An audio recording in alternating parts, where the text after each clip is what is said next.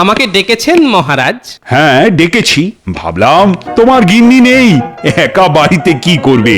ভালোই করেছেন মহারাজ, একা একা বাড়িতে একেবারেই সময় কাটে না, তাই ভাবছিলাম ওই মন্দিরে গিয়ে সাধন ভজন করে বাকি জীবনটা কাটিয়ে দিলে কিরকম হয়। খুব ভালো ভেবেছো গোপাল, আমিও মাঝে মধ্যে ভাবি আমার গিন্নি মানে তোমাদের রানীমা যখন যুদ্ধ ঘোষণা করে তখন মন্দিরে গিয়ে বসে থাকি। সে কি মহারাজ, এ তো ভালো লক্ষণ নয়। আমরা সামান্য ছাপোষা মানুষ, আমাদের মাঝে মাঝে বিভাগী হতে ইচ্ছে করে, কিন্তু আপনি তো রাজা, মহারাজা।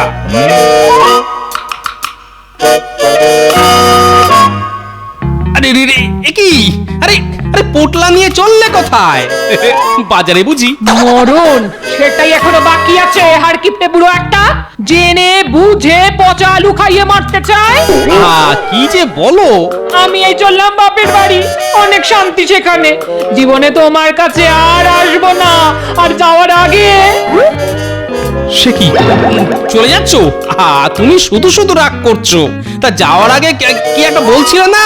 আর যাওয়ার আগে রানীমার কাছে তোমার নামে নালিশ করে যাব। এই রে, আবার এর মধ্যে রানীমা এলো কোত্থেকে? সবাই এসে গেছো, শুধু গোপালকেই দেখতে পাচ্ছি না। আজ সকালে গোপালকে বাজারে দেখলাম, ভালো সুন্দর নতুন আলু এসেছে, দামও যা দেখলাম সস্তায়। তা গোপাল কত আলু কিনলো শুনি? কি যে বলেন মহারাজ, গোপাল পয়সা খরচ করে ভালো আলু কিনবে, তাহলেই হয়েছে আর কি। গোপাল তাহলে দিনকে দিন আরো কিপটে হয়ে যাচ্ছে।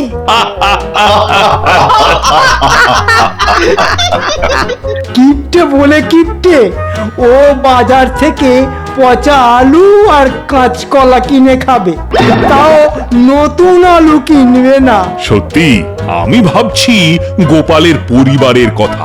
না মহারাজ, আমার পরিবার মানে গিন্নি খুব ভালোই আছে।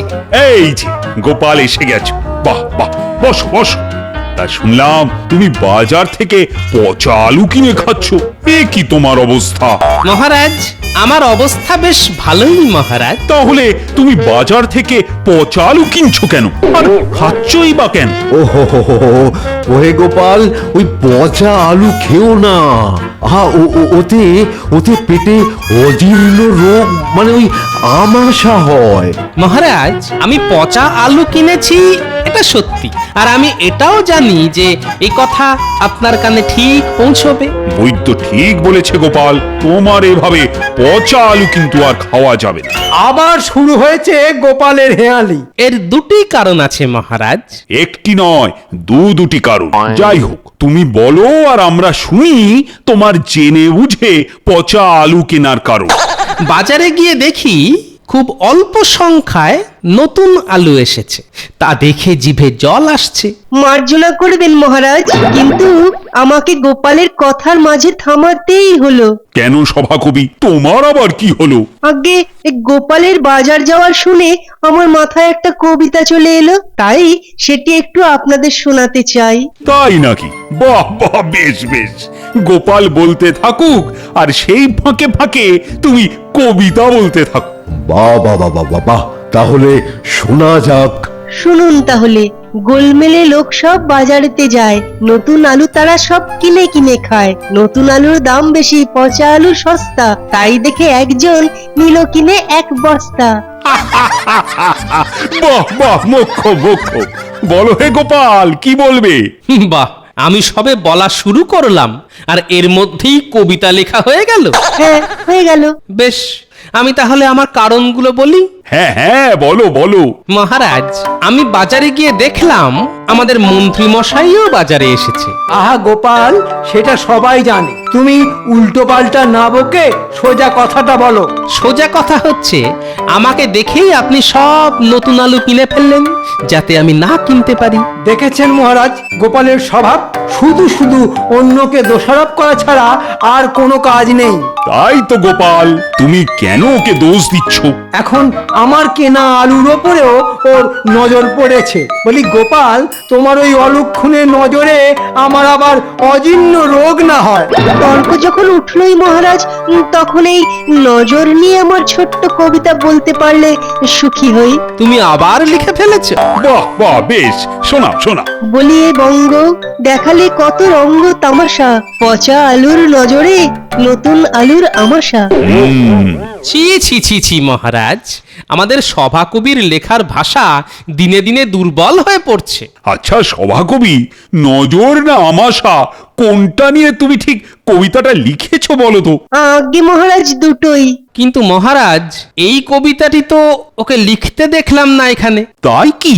আমি ভাবলাম আমাদের কথার ফাঁকেই ও টুক করে লিখে ফেলেছে। মহারাজ, মানে আমি এই কবিতা বাড়ি থেকেই লিখে এনেছি। তার মানে আপনি জানতেন যে এরকম কবিতা শোনাতে হতে পারে। আমাকে যে মন্ত্রী মশাই বললেন লিখে আনতে। দেখুন মহারাজ, আপনার মন্ত্রী ইচ্ছা করে বাজার থেকে সব নতুন আলু কিনে নিয়েছে, যাতে আমি পচা আলু কিনি আর আমার পেট খারাপ হয়। বটে। শয়তানটার গাঁটে গাঁটে শয়তানি বুদ্ধি। তা যাই হোক মহারাজ, এটা হলো আমার পচা আলু কেনার প্রথম কারণ। গোপাল, তুমি যা খুশি উল্টোপাল্টা বলবে আর আমি মেনে নেব, এটা হতে পারে না। আমার আলুর দরকার ছিল তাই কিনেছি। আমি নিশ্চয়ই পচা আলু কিনবো না। হ্যাঁ, ঠিক কথা গোপাল, এটা কিন্তু খুব দুর্বল যুক্তি।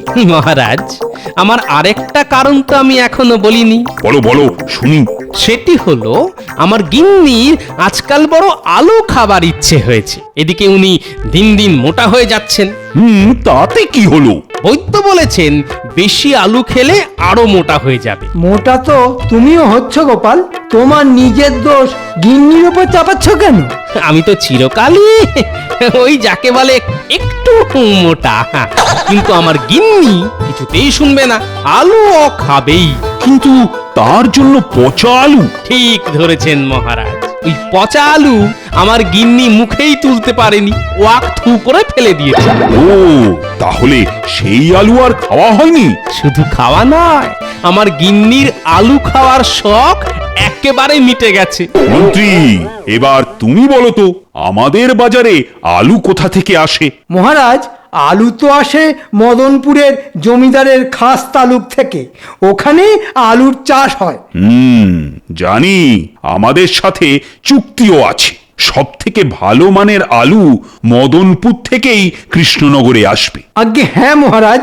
কিন্তু চুক্তি অনুযায়ী প্রতি মাসের খাজনা আমরা কিন্তু পাচ্ছি না। মহারাজ, মদনপুরের জমিদার 3 বছরের খাজনা বাকি রেখেছে।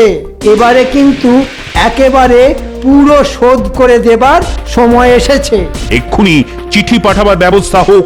চিঠিতে লেখা থাকবে পুরো খাজনাই এবারে শোধ করতে হবে। আশা করি মদনপুরে জমিদার তার কথা রাখবে। আমি এক্ষুনি ব্যবস্থা করছি মহারাজ।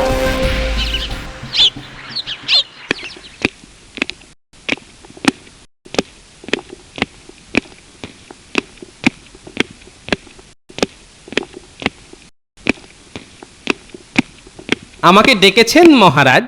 হ্যাঁ, ডেকেছি। ভাবলাম তোমার গিন্নি নেই, একা বাড়িতে কি করবে।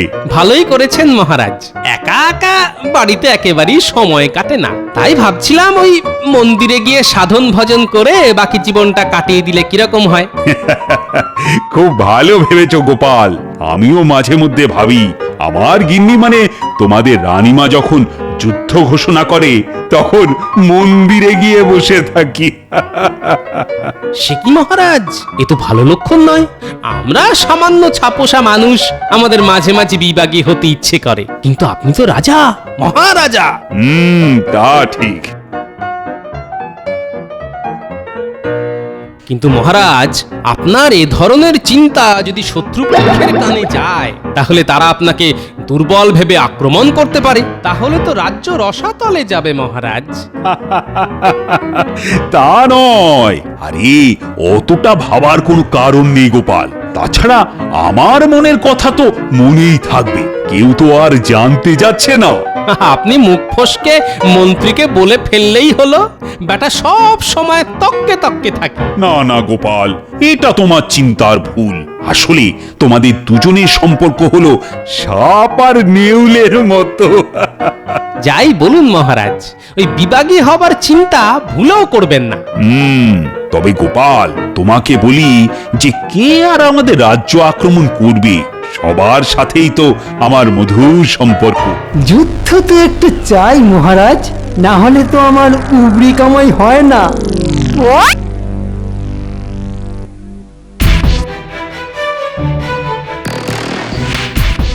মহারাজ, আপনার কথা মতো আমি মদনপুরে খাজনার তাগাদা করতে লোক পাঠিয়েছি। আশা করি আজকেই আমার চিঠির জবাব পাবো। চিঠিতে এও জানিয়ে দেওয়া হয়েছে যে পূর্ব শর্ত অনুযায়ী আমাদের সমস্ত প্রাপ্য নগদ টাকায় দিতে হবে। বেশ, এখন খাজনার অপেক্ষা করতে হয়। গোপাল, তোমার কথা বলো। আগে গিন্নি ছাড়া আমি খুব কষ্টে আছি মহারাজ। কোন রকমে চাল আর ডালে খিচুড়ি খেয়ে এসেছি। গোপালের কথা বিশ্বাস করবেন না মহারাজ, ও নির্ঘাত শুধু সেদ্ধ করা চাল খেয়ে এসেছে। বাজে কথা ছেড়ে কিছু কাজের কথা বললে মহারাজের উপকার হয় মন্ত্রী মশাই। তোমাদের খুনসুটি বেশ জমে ভালো। মহারাজের জয়। মদনপুর থেকে দূত এসেছে। বাহ, শুভ খবর। মদনপুরের জমিদার তাহলে কথা রেখেছে, দুধকে এখানে পাঠিয়ে দাও। যথা আজ্ঞা মহারাজ। দেখবেন মহারাজ, দেখবেন আমার খেলা আপনি দেখবেন। মহারাজের জয় হোক। আমি মদনপুরের বার্তাবাহক। মহারাজ, আমি আপনার চিঠি দেবার পর লোক মারফত খবর পেয়েছি মদনপুরের জমিদার আপনার খাজনা নগদে দেবার তোড়জোড় শুরু করেছে। কিন্তু এত তাড়াতাড়ি যে উনি পাঠিয়ে দেবেন এটা ভাবাই যায় না। বলো দূত, মদনপুরের খবর বলো। জমিদার সমস্ত কর মিটিয়ে দিয়েছেন তো? না মহারাজ, মদনপুরের জমিদার চন্দ্রদেব রায় কোনো টাকা পয়সা দেননি। টাকা দেয়নি? সে কি? না। এটা নিয়ে তো প্রায় 3 বছর হলো উনি তো কোনো টাকা পয়সাই দেননি। ও কি আমাদের চুক্তি ভুলে গেছে? ভুলে গেলে তা মনে করানোর অনেক উপায় আছে মহারাজ। না মহারাজ, উনি কিছু বলেনও নি। বাহ বাহ, মদনপুরের জমিদার কোনো টাকা পয়সা দিল না, আবার মুখে কিছু বললো না। বলি মতলবটা কি? এ তো আপনার রীতিমতো অপমান মহারাজ। শয়তান মন্ত্রীটা মহারাজকে উস্কে দিচ্ছে। মন্ত্রী, তোমার লোক গিয়ে আমার পত্র দিয়েছিল তো? নির্ভুল মহারাজ। আর দেখুন, চন্দ্রদেব রায়ের যদি খাজনা দেবার বা কিছু বলার থাকতো তাহলে সে আমাদের দুধকেই তো খাজনার টাকা দিয়ে দিতে পারতো। তা সেসব কিছু না করে দুধ পাঠিয়ে ঢং দেখাচ্ছে। মহারাজ, জমিদার মশাই আপনার চিঠি বারবার পড়েছেন। তারপর উনি নিজের হাতে একটা চিঠি লিখে আমার হাতে দিলেন আপনার কাছে পৌঁছে দেওয়ার জন্য। আবার ঢং দেখানো একটা চিঠি মহারাজকে পাঠানো হয়েছে। কিছু না বলে পারছি না মহারাজ। চিঠি যখন এসেছে তখন সেটা আগে পড়ে দেখা হোক। আগাম মন্তব্য করার কোনো কারণ দেখি না মহারাজ। বেটা ভাঁড়, তোমার আর খেয়ে দে কাজ নেই না? তোমাকে আগ বাড়িয়ে কথা কে বলতে বলেছে? হ্যাঁ, তোমরা চুপ করবে? যত এখন অকাজের কথা। চিঠিটাই আগে পড়া দরকার। যাই হোক দূত, শুনে একটু অবাক হলাম চন্দ্রদেব রায় চিঠি দিয়েছে। এখন দাও দেখি চিঠিখানা পড়ি।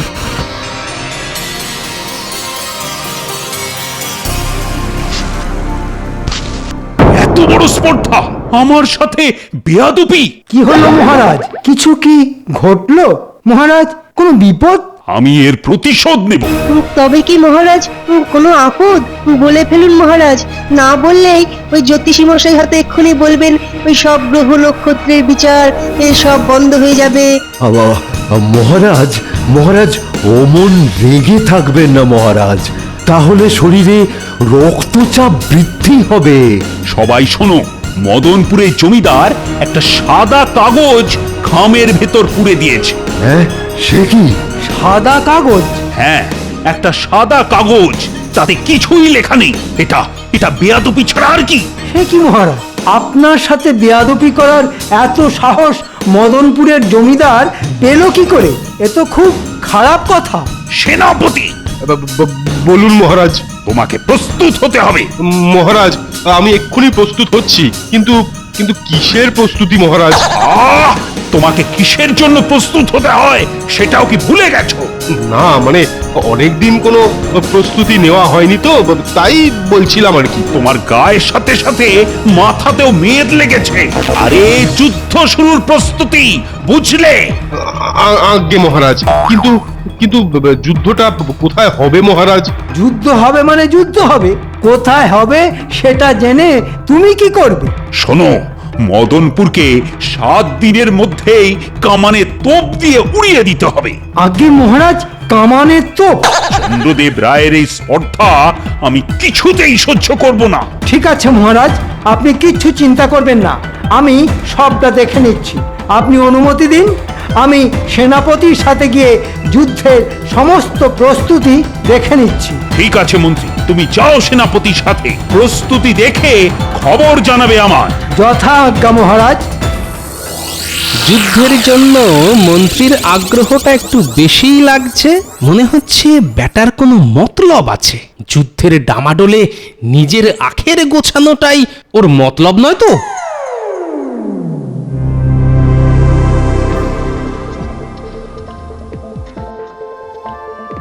ও ভাই শোনো শোনো। আপনি আমাকে কিছু বলছেন? কি ব্যাপার, আপনি এত হাঁপাচ্ছেন? তা পাবো না, কতটা পথ দৌড়ে এলাম তোমাকে ধরে তোমার সাথে 2-4টি কথা বলবো বলে। আর বলার কি আছে, আমার কপাল তো আমি বুঝতেই পাচ্ছি।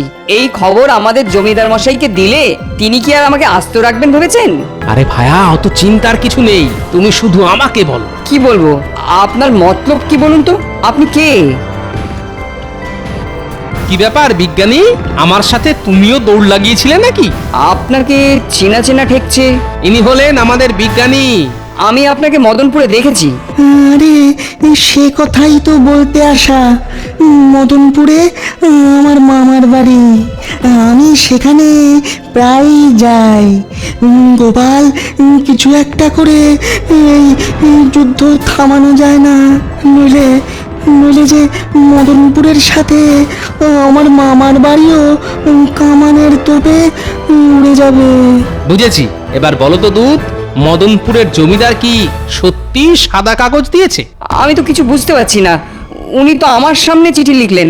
বেশ, এবার তুমি বলো, এখানে আসার আগে তোমার সাথে পথে কারুর দেখা হয়েছিল যাকে তুমি চিঠিখানা দেখিয়েছিলে? পথে সাধারণ কোনো মানুষকে এই চিঠি দেখানো বারণ, কারণ এটা মহারাজের জন্য লেখা। তবে এখানে রাজপ্রাসাদে ঢোকার আগে আমার মন্ত্রী মশাইয়ের সঙ্গে দেখা হয়েছিল। মন্ত্রী? তা সে কি তোমার চিঠিখানা দেখতে চেয়েছিল? আগে উনি তো রাজার খোদ মন্ত্রী, উনি দেখতে চাইলে তো না করা যায় না, তাই না? উনিও এটা বললেন যে সমস্ত কিছু আগে উনি দেখেন, তারপর যদি উনি মনে করেন তবেই সেই সব রাজার কাছে যায়। বুঝতে বাকি নেই আর। বুঝেছো বিজ্ঞানী, এ হলো মন্ত্রীর কারসাজি। আমার তখন থেকেই কেমন সন্দেহ হচ্ছিল যে যুদ্ধের জন্য মন্ত্রীর উৎসাহটা যেন একটু বেশি। কিন্তু আমাদের কাছে তো কোনো প্রমাণ নেই যে আসল চিঠি সরিয়ে দিয়ে মন্ত্রী সাদা কাগজ ঢুকিয়ে দিয়েছে। আর আর এতে তো আর মহারাজের রাগ পড়বে না। আমি একটা উপায় ভেবেছি। শোনো দূত, তুমি এখন মদনপুরে যেও না। তবে আমি কোথায় যাব? তুমি যাও আমার শ্বশুর বাড়িতে, সেখানে আমার গিন্নি আছেন। তুমি গিয়ে তাকে বলো আমি তাকে নতুন আলু খাওয়াবো, সে যেন ফিরে আসে। সর্বনাশ, এই বুড়ো দেখছি ভীমরতি ধরেছে। না না না না, ওসব আমি পারবো না, আমাকে ফিরতে হবে। কি বললে? ভীমরতি? শোনো, এটাই এখন তোমার অগতির গতি।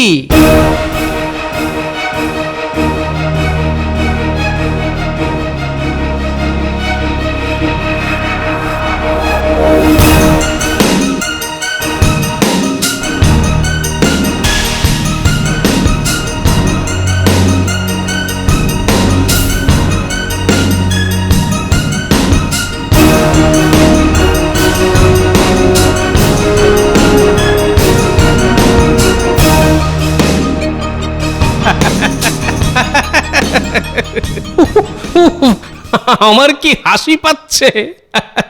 গোপাল, তোমার এই হাসির কারণ জানতে পারি? আজ বাদে কাল যুদ্ধ, একটা গুরুগম্ভীর আলোচনা হবে, সেখানে তুমি হাসছো। মহারাজ, দুটো কারণে আমার হাসি পাচ্ছে। আবার সেই দুটো কারণ শুনি তবে। গোপালের গিন্নি বাপের বাড়ি গেছে, সেই আনন্দে গোপাল মশগুলে। আমি কারণ জানতে চাই গোপাল। মহারাজ, ওই খামের মধ্যে ওই যে আপনাকে সাদা কাগজ দেওয়া হয়েছে, ওটা মদনপুরের জমিদারের কোনো চালাকি নয়, ওটা একটা সাংকেতিক চিঠি। সাংকেতিক চিঠি? সে কি কি বলছো কি গোপাল? ওই চিঠিটার একটা বিশেষ অর্থ আছে। তা কি সেই বিশেষ অর্থ শুনি? মহারাজ, সাদা কাগজের অর্থ হলো মদনপুরে অজন্মা, অনাবৃষ্টি এসবের ফলে মদনপুর এখনোই সাদা কাগজের মতোই ধু ধু করছে। এখন আমরা তা বুঝতে না পেরে যদি মদনপুর আক্রমণ করি, তাহলে তো আমরাই বোকা বনে যাব, তাই নয় কি মহারাজ? তুমি ঠিকই বলেছ গোপাল, আমরা সত্যি বোকা বনে যেতাম।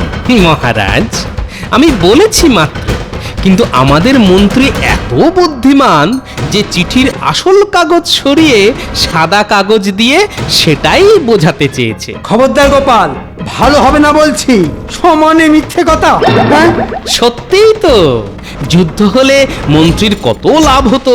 মদনপুরের সমস্ত আলু মন্ত্রীর গুদাম ঘরে থাকতো। তাও মহারাজ দেখুন, মন্ত্রী চাইছে না এই যুদ্ধ হোক, তাই তো সাদা কাগজ ভরে দিয়েছে। হতভাগা, যা খুশি তাই বলবি। আমি চাই এ যুদ্ধ হোক। না মানে মহারাজ, আমি এটা বলতে চাইনি। মন্ত্রী, যাও আসল চিঠিটা নিয়ে এসো। আজ্ঞে মহারাজ। আর শোনো, তোমার এই কারসাজির ছোট্ট একটা শাস্তি হবে। তুমি এক বস্তা নতুন আলু গোপালের বাড়ি পৌঁছে দেবে। আজ্ঞে মহারাজ। আমার বাড়ি নয়, আমার শ্বশুর বাড়ি। গিন্নি ওখানেই আছেন কিনা, আমাকেও তো আবার গৃহযুদ্ধ থামাতে হবে। গোপাল, জবাব নেই তোমার।